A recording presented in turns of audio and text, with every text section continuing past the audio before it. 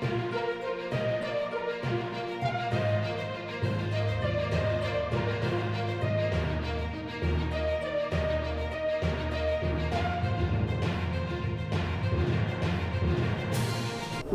జిల్లా 3 town police station లిమిట్స్లో గల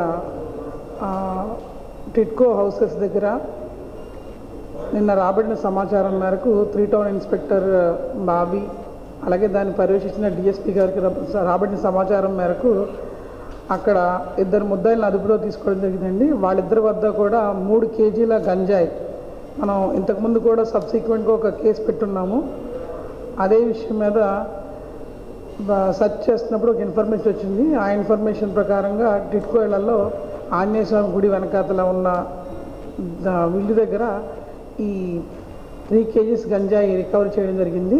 ఇందులో షేక్ సాహుల్ హమీద్, షేక్ అల్లా బక్ష్ వీళ్ళిద్దరూ కూడా గంజాయి తెచ్చి ఇక్కడ లోకల్గా అమ్ముకుంటున్నారు.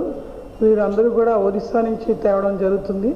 ట్రైన్లో వెళ్ళి తీసుకొచ్చి ఇక్కడ ఈ ప్యాకెట్లని ఇక్కడ వీళ్ళే చిన్న చిన్న ప్యాకెట్లుగా తీసుకెళ్ళి మళ్ళీ అందరికీ అమ్ముతూ ఉంటారు.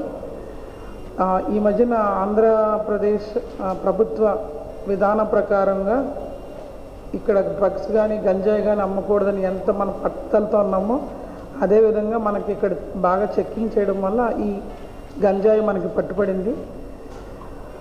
ఇందులో 2 ముద్దాయిలు కూడా, ఈ 2 ముద్దాయిలతో పాటు ఇంకొక ముద్దాయి కూడా ఉన్నాడు.